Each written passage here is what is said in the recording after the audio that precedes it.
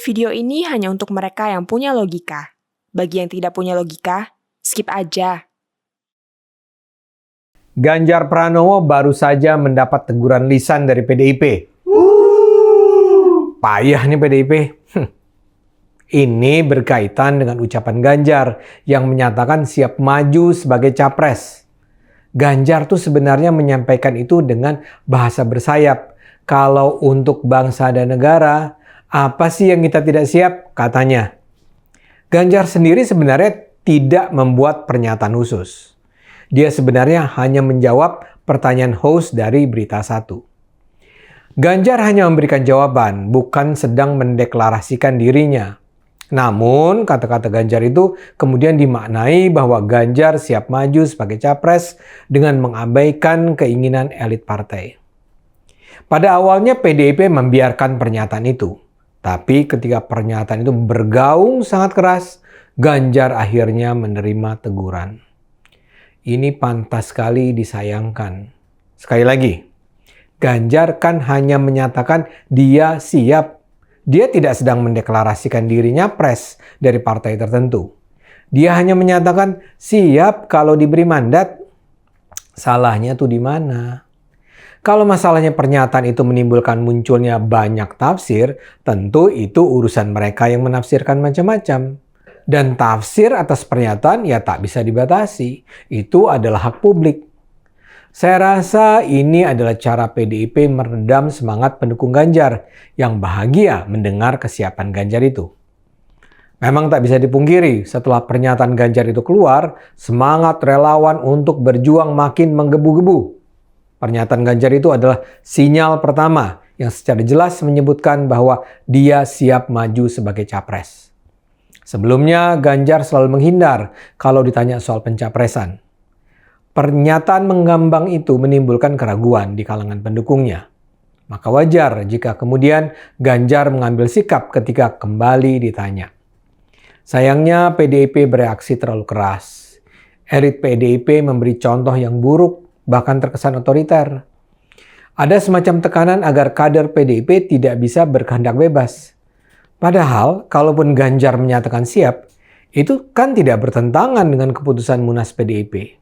Karena Ganjar tidak sedang mendeklarasikan diri, tapi memberikan jawaban atas pertanyaan wartawan. Ironisnya sih, Puan juga pernah menyebutkan hal senada, tapi Puan tidak mendapatkan teguran apa-apa. Terkesan kuat ini adalah upaya PDIP dalam membatasi gerak Ganjar agar Puan lebih leluasa untuk muncul di depan panggung. Padahal kalau dilihat dari perolehan elektabilitas, Puan itu sungguh-sungguh tidak bisa dijual. Maaf, suaranya tuh jeblok. Hitungan rasionalnya tidak masuk. Jika PDIP memaksakan Puan maju, hampir bisa dipastikan dia akan kalah. Dan ini akan berdampak pada perolehan suara PDIP nantinya. Sebaliknya Ganjar cemerlang. Elektabilitasnya di berbagai survei selalu jadi yang terbesar.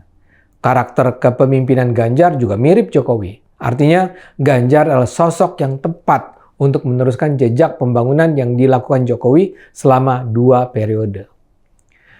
Tak ada alasan bagi PDIP untuk menyingkirkan Ganjar. Kalau memang PDIP ingin mendengar suara rakyat, survei itu menjadi salah satu indikator. Dengan hasil survei-survei itu, kita sama-sama melihat bahwa Ganjar sangat diunggulkan. Itu berarti mayoritas rakyat menghendaki Ganjar maju. Dan ini bermasalah ketika PDIP tidak memberikan ruang sedikit pun. Ganjar sudah berusaha jadi anak yang patuh dan tidak main mata dengan partai lain. Tapi di saat yang sama, PDIP terlihat enggan memberikan dukungan kepadanya. Dalam pandangan saya, Ganjar diperlakukan tidak adil. Mesti hal seperti itu tidak dilakukan oleh partai sebesar PDIP. Biarkanlah mekanisme menuju pemilu berjalan secara wajar.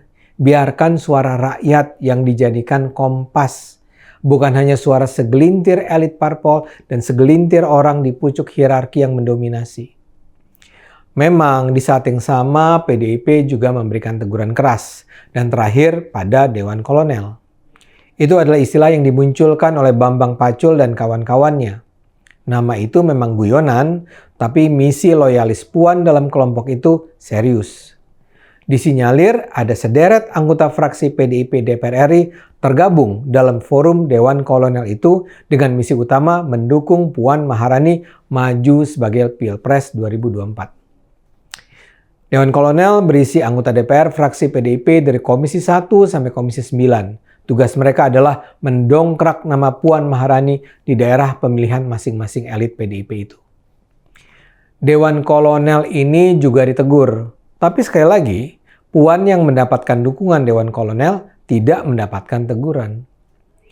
Selain Dewan Kolonel, sanksi teguran keras juga diberikan pada Ketua DPC PDIP Kota Solo, FX Hadi Rudiatmo, karena dia mendukung Ganjar Pranowo maju Capres 2024. Menurut PDIP, Rudi terlalu mengekspos nama sebagai calon presiden. Teguran untuk Ganjar sama sekali tidak pantas. Bahkan ada kesan itu mencerminkan ketakutan sebagian elit partai. Akibatnya yang lahir adalah ketidakadilan. Ganjar itu adalah produk premium. Kenapa justru disia-siakan? Ayo gunakan akal sehat, karena hanya dengan akal sehat negara ini akan selamat.